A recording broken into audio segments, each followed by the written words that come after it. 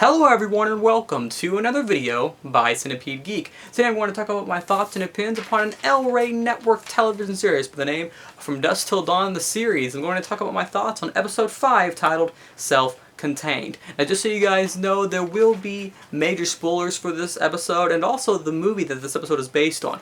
The plot of this episode pretty much, it takes place right, in the movie where they cross the border between Texas and Mexico. Pretty much, except for a few little, flashback scenes, pretty much, the main plot, the main gist and basics of this episode is right there at the border between Texas and Mexico. The RV is stopped, the Gecko brothers are worried that they might get found out, and, so Robert Patrick's character, who plays the preacher character, the father, the preacher, whatever you want to call him, he is having to, keep his guard. He's going to have to hold himself down and keep his family safe, keep the Gecko brothers not bound. That way his family can survive and cross over into Texas, or not cross over into Mexico, cross over into Mexico. That way, the story can go on, he can keep his family safe. That's pretty much the main gist of the L-Ray network television series, episode 5, titled Self-Contained, but the series with the name of From Dusk Till Dawn, the series. Overall, I loved this episode. I love the intensity that the series is growing with. In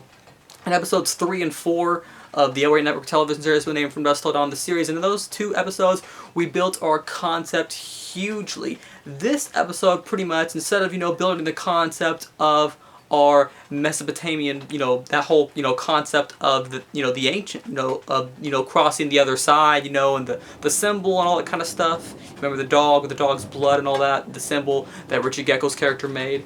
Now, that's taken a back seat, and now we focus on the concept of the preacher's, wife. How did she die?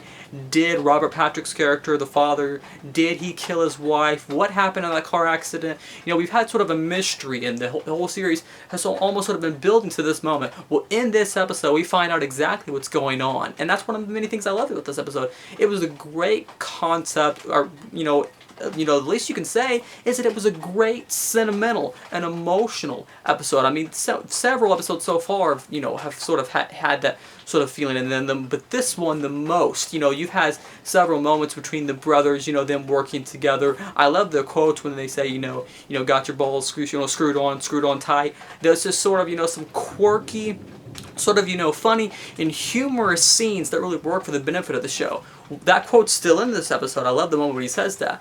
But then we also have not only some humorous, sort of, quirky, sort of cool moments, we also have some very sentimental and emotional moments towards the end of the episode where Robert Patrick's character finally tells them what's going on. It's cool to see all these different characters work together. We have our, good guys, the preacher and his two kids, the daughter and the son, and then we have these two bad guys, Richie and Seth Gecko, and so you have these bad and good guys working together for two different causes. One to keep his family alive, and the other is, to complete the cartel and get, loads and loads and loads of money. But it's really cool to see these two characters work together. There's another favorite scene of mine with the main cartel vampire. I believe he plays Fez from the show by the name of That 70s Show. I believe the actor's name is Wilmer.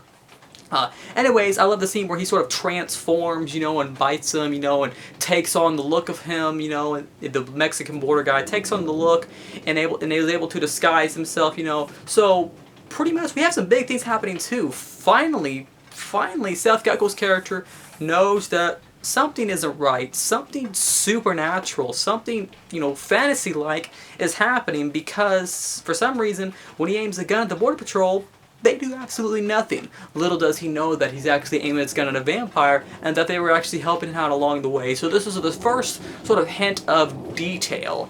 It was cool to see some of the movie scenes come into life. The scene where, George Clooney's character in the movie hits, Quentin Tarantino's characters in the face in the bathroom. That was a really cool scene that, once again, they played it up in the series. What I love about this show is we have sort of the basic concept, but it puts it in a television format and allows, the characters to be much more fleshed out than they were in the movie. Some great characters, some great background, some great plot details, and overall a great concept. I love the character interaction scenes also between our two main characters, by the name of Richie and Seth Gecko. The whole hallucinations and them growing and bonding, trying to be there for each other. It's just really cool stuff. overall, that's my review and thoughts upon the L-Raid Network television series with the name From Dusk Till Dawn, the series for episode 5 titled Self-Contained. Thanks for watching another video by Centipede Geek. Make sure to like, comment, subscribe to my page below, and I'll see you guys later. More videos by Centipede Geek.